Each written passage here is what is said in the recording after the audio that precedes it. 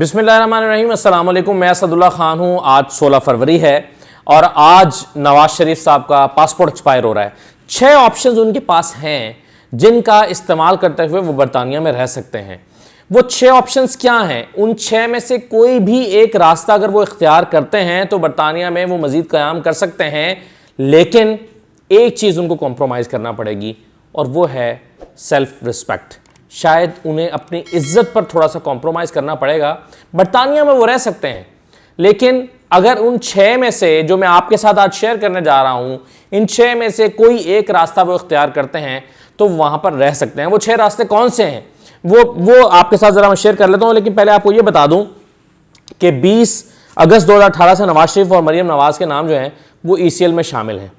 अब ECL में जो शख्स जिसका नाम शामिल होता है उसका पासपोर्ट रिन्यू नहीं किया जाता, तो इसलिए उनका पासपोर्ट रिन्यू नहीं किया जा रहा। ये पाकिस्तान का कानून है। अब मरियम नवाज जो हैं वो भी जाना चाहती हैं शायद बाहर, लेकिन वो कह रही हैं कि मैं नहीं जाऊंगी, मेरी सर्जरी होना है लेकिन मैं नहीं जाऊंगी। उनका जो नाम है वो भी ECL पर है। क्या वो ECL से नाम निकालने के लिए दरख्वास्त देंगी, जो कि अभी तक वो कह रही हैं कि वो नहीं देंगी। लेकिन नवाज शरीफ साहब जो हैं वो बहरहाल वापस नहीं आ रहे, चाहे उनका पासपोर्ट एक्सपायर हो जाए, चाहे कुछ भी हो, वो पाकिस्तान नहीं आना चाहते। अब मैं आपके साथ ये शेयर करता हूं कि वो 6 रास्ते कौन से हैं जिसका इस्तेमाल करते हुए नवाज शरीफ वहां पर रहेंगे, और अगर इनमें से कोई एक चीज़ वो इस्तेमाल करते हैं तो एक चीज़ मैंने आपको बता दी कॉम्प्रोमाइज़ क्या होगी, और वो होती है इंसान की सेल्फ रिस्पेक्ट। वो कॉम्प्रोमाइज़ होगी लेकिन वो वहां रह सकते हैं। पहला रास्ता तो ये है कि और ये उनको खुद ब खुद बरतानवी कवानीन के मुताबिक मिलता है, यानी अगर किसी शख्स का पासपोर्ट जो है वो एक्सपायर हो गया तो इसके बावजूद वो शख्स वहां पर रह सकता है, स्टेटस को बरकरार रहेगा। नवाज शरीफ का जो स्टेटस को है वो बरकरार रहेगा और वो इसी तरह से क़याम करेंगे। लेकिन उसमें मसला ये है कि वो कहीं पर ट्रैवल नहीं कर सकते, किसी भी मुल्क में ट्रैवल नहीं कर सकते। अच्छा, अब अगर वो इस पाबंदी से जान छुड़ाना चाहते हैं तो वो क्या करें? तो फिर बाकी के जो 5 रास्ते उनके पास बचते हैं उनमें से कोई रास्ता इख्तियार करें तो फिर वो ट्रैवल भी कर सकते हैं। अब एक तरीका यह है, दूसरा जो रास्ता है वो कि नवाज शरीफ साहब जो हैं बरतानिया में एक दरख्वास्त दें, और दरख्वास्त दें कि मैं अब किसी भी मुल्क का शहरी नहीं रहा, यानी मेरा इस दुनिया में कोई नहीं बचा, कोई मुल्क मुझे शहरियत देने को तैयार नहीं है, मैं शहरी नहीं रहा, मुझे आप स्पेशल पर्सन के तौर पर ट्रीट करते हुए डॉक्यूमेंट्स जारी कर दें और मुझे एक अपने मुल्क का एक शहरी तस्वुर कर लें खुसूसी डॉक्यूमेंट्स के ऊपर, और मुझे ये रियायत दे दें। अच्छा, ये भी उस सूरत में हो सकता है कि अगर पाकिस्तान उनका ID कार्ड भी ब्लॉक कर दे, लेकिन अभी तक की इत्तलात के मुताबिक पाकिस्तान नवाज शरीफ का ID कार्ड ब्लॉक करने नहीं जा रहा, सिर्फ पासपोर्ट मनसूख हुआ है। तो शायद ये ऑप्शन भी वो अभी इस्तेमाल ना कर सकें। ये ऑप्शन तब इस्तेमाल करेंगे कि जब पाकिस्तान उनका ID कार्ड ब्लॉक करके उनकी शहरियत खत्म कर देता है, जो कि फिलहाल हुकूमत ने फैसला नहीं किया। तो ये ऑप्शन इस वक्त वो अवेल नहीं कर सकते, मुस्तकबिल में जाके अवेल कर सकते हैं। तीसरा रास्ता यह है कि बरतानिया का जो कानून है वो ऐसे शख्स को 18 माह तक के लिए रहने की इजाजत देता है जो इलाज की गरज से वहां पर आया हो। लेकिन मसला यह है कि नवाज शरीफ साहब जो हैं वहां पर डिप्लोमेटिक पासपोर्ट पर गए हुए हैं और कानूनी तौर पर उन्होंने ऐसे डॉक्यूमेंट्स अपने वीजे के लिए अप्लाई नहीं किए थे जिसमें उन्होंने इजाजत मांगी हो कि मैं इलाज कराने के लिए बरतानिया आना चाहता हूं। ऐसे डॉक्यूमेंट्स की बुनियाद पर वो बरतानिया का सफर नहीं किया। एक होता ना, एक शख्स वीजा अप्लाई करता और कहता है कि ये मेरी बीमारी है, ये मैं हूं, ये मेरे कागजात हैं और मैं बाहर जाना चाहता हूं इलाज कराने की गरज से। एक तरीका तो ये है कि वो ये कह दें, लेकिन उन्होंने जब वीजा हासिल किया था तो ये वीजा इस बुनियाद पर हासिल नहीं किया हुआ था। लेकिन इसके बावजूद बरतानिया गौर फिक्र करके उनकी दरख्वास्त पर अगर वो ये कहते हैं कि जनाब मैं यहां पर इलाज करा रहा हूं, और वो दरख्वास्त दे देते हैं कि मैं इलाज करा रहा हूं, मुझे इलाज के लिए यहां पर रहना है, तो बरतानिया अगर उनकी इस दरख्वास्त को इंसानी हमदर्दी की बुनियाद पर कबूल कर लेता है तो 18 माह तक उनको कयाम की इजाजत दे सकता है कि चलिए आप अपना इलाज मुकम्मल करा लीजिए। अब इसमें एक और मसला यह है कि ये जो पाकिस्तान में जिस तरह से उनको जो है वो यहां पर डॉक्यूमेंट जमा कराए थे, मेरे प्लेटलेट्स गिर गए, मेरे ये हो गया, मेरा वो हो गया, और पूरे छानबीन के बाद उनको भेजा गया, अगरचे बाद में पता चला कि वो डॉक्यूमेंट जो हैं वो शकूक व शुबहात मौजूद हैं कि वो जेन्युइन नहीं थे या वो रिपोर्टें जाली थी, हुकूमत को इस पर शकूक व शुबहात है। तो वहां की हुकूमत जो है वो लीनियंट है टूवर्ड्स नवाज शरीफ और पाकिस्तान के ऐसे लोग जो पाकिस्तान में मतलूब होते हैं। पता नहीं क्या वजह कि बरतानवी हुकूमत उनके लिए लीनियंट होती है। आप अल्ताफ हुसैन को देख लीजिए, इसहाक डार को देख लीजिए, नवाज शरीफ के खानदान के बेशुमार और लोग हैं, उनको देख लीजिए। और वैसे भी पाकिस्तान और बरतानिया के दरमियान कोई इस किस्म का मुआहिदा नहीं है। लेकिन चूंकि नवाज शरीफ पाकिस्तान की अदालतों में इश्तहारी करार दिए गए हैं, पाकिस्तान को मतलूब है, तो ऐसे में बरतानवी हुकूमत का वैसे एक सॉफ्ट कॉर्नर पैदा हो जाता है ऐसे शख्स के लिए। तो अब अगर ये अपनी तमाम मेडिकल रिपोर्ट जो है वो उसकी उस तरह से छानबीन नहीं होगी बरतानिया में कि जनाब नहीं नहीं ये आप तो स्टेबल हैं, आप तो सफर कर सकते हैं, आप तो वापस जा सकते हैं, आप होकर आ जाएं दोबारा, फिर आपकी जब तारीख आएगी इलाज कराने की फिर आ जाइएगा। तो बरतानवी हुकूमत ये नहीं करेगी। बरतानवी हुकूमत शरीफ खानदान के लिए और उन तमाम अशखास के लिए जो पाकिस्तान को यहाँ मतलूब होते हैं उनके लिए बड़ी लीनियंट होती है।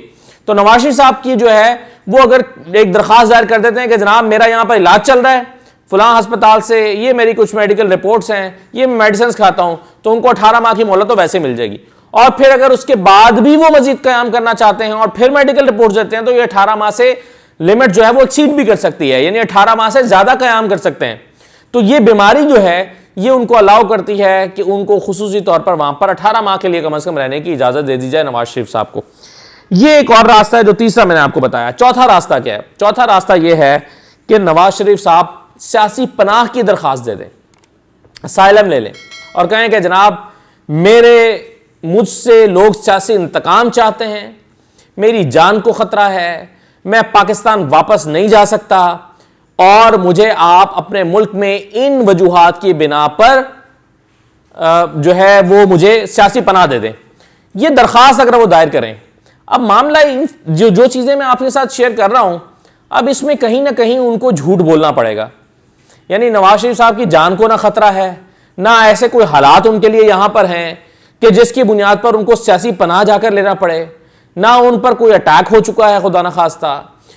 वो तो यहां की अदालतों को करप्शन के मुकदमात में मतलूब हैं या फिर मॉडल टाउन का जो मामला है उसमें मतलूब हैं और अदालतों का सामना कर रहे हैं।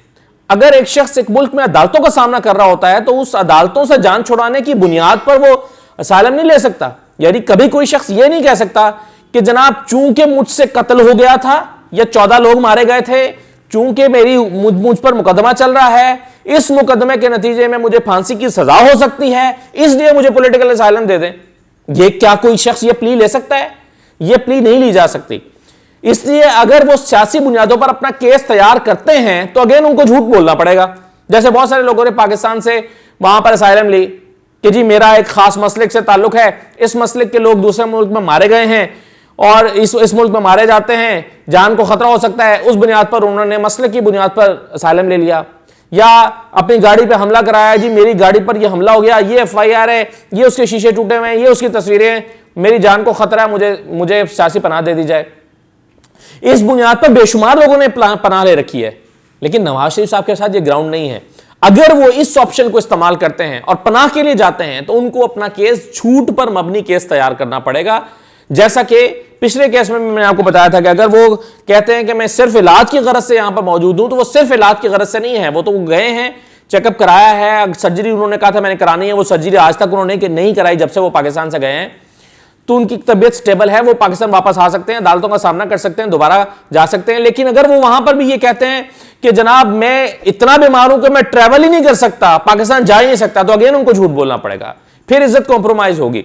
तो आप देखिए कि इनमें से कोई ऑप्शन अगर इस्तेमाल करते हैं, सियासी पनाह की दरखास्त भी देते हैं, तो अपनी रिस्पेक्ट को कॉम्प्रोमाइज करेंगे और झूठ बोलेंगे, जिस बुनियाद पर वो ये कर सकते हैं। पांचवा ऑप्शन एक और है। पांचवा ऑप्शन ये है कि नवाज शरीफ साहब आप एक दरखास्त दें और कहें कि मैं यहां पर सरमायाकारी की गरज से रिहाइश पजीर होना चाहता हूं, मैं यहां पर कारोबार करना चाहता हूं या मुलाजमत करना चाहता हूं या कर रहा हूं, तो मुझे पनाह दे दी जाए। तो इस बुनियाद पर उनको वहां पर रहने की इजाजत मिल सकती है। और ये आप जानते हैं उनके लिए कोई मुश्किल नहीं है, क्योंकि इकामा तो आपके ज़हन में आ गया होगा कि पहले भी वो दुबई में इकामे की बुनियाद पर रह रहे थे और पाकिस्तान में उन्होंने यहाँ पर प्राइम मिनिस्टर होते हुए वहाँ का इकामा रखा हुआ था।